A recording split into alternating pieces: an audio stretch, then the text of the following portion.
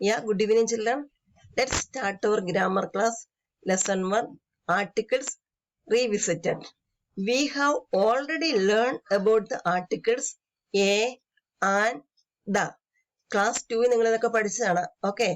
Let us recall a few facts that will help us and understand the use of the articles. കുറച്ച് കാര്യങ്ങളൊക്കെ പറയും, അത് നിങ്ങൾ നോക്കാം, കൂടുതൽ നമുക്ക് മനസ്സിലാക്കാൻ വേണ്ടി. Of the 26 letters of the English alphabet, the 5 letters A, E, I, O and U are called vowels and the remaining 21 alphabets are called consonants. While the vowels can be spoken on their own, the consonants cannot be spoken without the help of other sounds. For example, we cannot say D, but how to say D?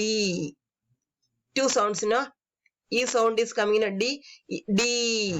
We cannot say X, but how to say X? A plus X. X. Okay.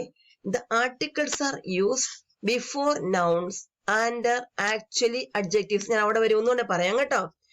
A and the 3 articles. English alphabets 26 letters are there all together. Out of that, 5 letters are called vowels. Rest of the 21 letters are called consonants. Isn't it? Now, vowels can be spoken on their own. A, E, I, O, U. But the consonants need support. For example, we cannot say D. But how to say D? Two sounds are coming in E. Last E sound is coming in like that. We cannot say X. But how to say A? Two sounds are coming in EX. You see? Like that. Every consonant letters like this only.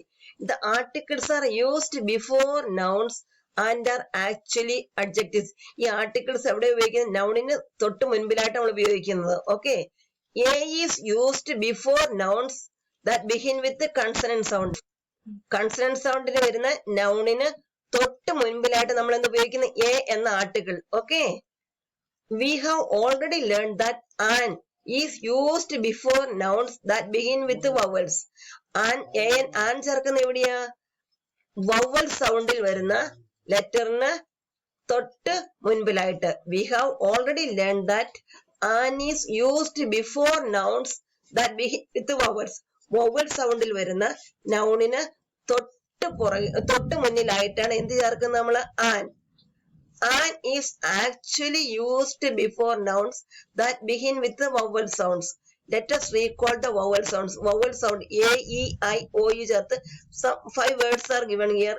Use of 5 nouns. Okay. A as in apple. Apple. A sound no. A as in apple. E as in elephant. Elephant A sound A. Elephant sound. I as in igloo. A sound E sound. O as in orange. O sound. U as in umbrella. ആ sound. Okay, നിങ്ങൾക്ക് sound കിട്ടിയല്ലോ. ഈ sound അനുസരിച്ചാണ് നമ്മൾ എന്ത് ചെയ്യേണ്ടത്? അതിന്റെ മുന്നില് എ ആണോ ആനാണോ ചേർക്കേണ്ടത് നമ്മൾ തീരുമാനിക്കുന്നത്. ഓക്കെ, ഈ sound A as in apple. Apple ആ sound. E as in elephant A sound. I as in igloo. E sound igloo. ഈ സൗണ്ടിനോ O as in orange. ആ നൗണിന് മുന്നിൽ O സൗണ്ട് സ്റ്റാർട്ട് ചെയ്യുന്ന എവിടെയാ? ആ സൗണ്ടുകൾ ശ്രദ്ധിക്കണം. U as in umbrella. Umbrella U a sound, isn't it? Let's look at the following examples. An egg. A sound in egg.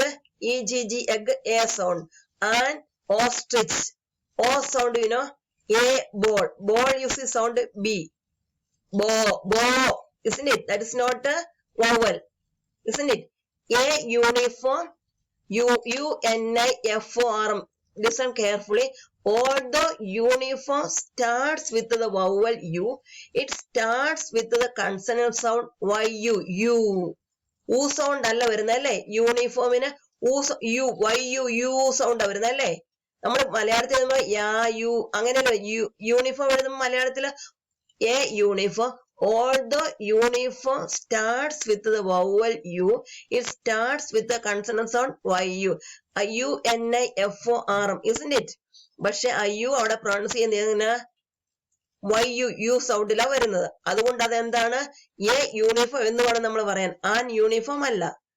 Okay, next page. A European. Although European starts with the vowel E, it starts with the consonant sound U. You see, European spelling you see EUROPEN. നിങ്ങൾ AEIOU നിങ്ങൾ vowel പഠിച്ചില്ല. പക്ഷെ ഇവിടെ എങ്ങനെ സ്വരം എങ്ങനെ വരുന്നേ? YU സൗണ്ടാ വരുന്നത്. അതുകൊണ്ട് അതിന്റെ മുൻപിൽ നമ്മൾ A ചേർക്കേണ്ട കേട്ടോ. അത് വളരെ ശ്രദ്ധിക്കണം. ആൻ ഹോണസ്റ്റ് മെൻ നമ്മൾ വായിക്കണമെങ്കിൽ ആൻ honest man. H അവിടെ സൈലന്റ് ആണ്. O sound is coming. An honest man. Although honest start with a consonant H, the word starts with the vowels on O. Honest man. A and an are called indefinite articles as we use them with any common or general noun. Okay, common or general നൗണിന് മുന്നിലായിട്ടാണ് നമ്മൾ A അല്ലെങ്കിൽ an. നമ്മൾ മനസ്സിലാക്കി ആ sound അനുസരിച്ചാണ് നമ്മൾ A or an ചേർക്കേണ്ടത്. മനസ്സിലാക്കിയല്ലേ? കൺസണന്റ് സൗണ്ട് മുൻപിലായിട്ട് എ ചേർക്കും, വവൽ സൗണ്ടിന് മുന്നിലായിട്ട് നമ്മൾ ആൻ ചേർക്കും. നമ്മൾ പഠിച്ചു വെച്ചു. The is called the indefinite article as we use it before a noun when we want to refer to a definite or particular noun. ഞാൻ ഇതാ ചേർത്ത് നിങ്ങൾ അടുത്ത ദിവസം പഠിപ്പിക്കാം. നിങ്ങൾ ഇവിടെ വരെ ഒന്ന് പഠിച്ചു. എയും ആനും ചേർക്കുന്ന എവിടെയാന്നുള്ളത് നിങ്ങൾ പഠിക്കണം കേട്ടോ. ഇതാ എന്നുള്ള ആർട്ടിക്കിൾ നമ്മൾ അടുത്ത ദിവസം പഠിക്കാം. പക്ഷെ ഇപ്പം നിങ്ങൾക്ക് മനസ്സിലായല്ലോ? നന്നായിട്ടൊന്ന് പഠിക്കണം. അതിനുശേഷം ഇത് ശരിക്കും നിങ്ങൾ മനസ്സിലാക്കേണ്ടതാണ് ആ സ്വരങ്ങൾ. ഓക്കെ, മിസ് ഒന്നുകൂടെ വേണേ പറയണോ? ഞാൻ നീട്ടണോ? നിങ്ങൾ ശ്രദ്ധിച്ച് വായിക്കുക. ആർട്ടിക്കിൾസ് എ ആൻഡ് ആൻ, ഈ രണ്ട് ആർട്ടിക്കിൾ ചേർത്തുള്ള വാക്കുകൾ നിങ്ങൾ പഠിക്കുക. ഏത് സൗണ്ടിന് മുന്നിലായിട്ടാണ് എ ചേർക്കേണ്ടത്, ഏത് സൗണ്ടിന് മുൻപിലായിട്ടാണ് ആൻ ചേർക്കേണ്ടത്. വവൽ സൗണ്ടിന് മുന്നിലായി ആൻ ചേർക്കണം, കൺസണന്റ് സൗണ്ടിന് മുന്നിലായി നമ്മൾ എ ചേർക്കണം. ഏതല്ല വവൽ സൗണ്ട് ഏതൊക്കെയാണ് നിങ്ങൾക്ക്? AEIOU vowels. പക്ഷെ സൗണ്ടുകൾ എന്താന്ന് പറയും? A E ഐക്ക് ആ സൗണ്ട് ഐക്കുന്ന I O U last U നമ്മൾ യൂറോപ്യൻ കണ്ടു, പിന്നെ നമ്മൾ യൂണിഫോം കണ്ടു. ഈ വാക്കുകളൊക്കെ കണ്ടില്ലേ?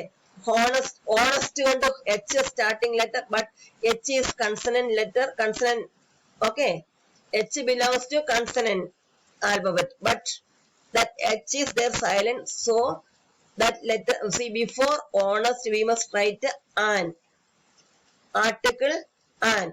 Okay, you must read well and understand. മക്കളെ കുറച്ച് ശ്രദ്ധിച്ച് പഠിച്ചു കഴിഞ്ഞാൽ, ശ്രദ്ധിച്ച് വായിച്ചു കഴിഞ്ഞാൽ നിങ്ങൾക്ക് മനസ്സിലാകും. നന്നായി പഠിക്കണം.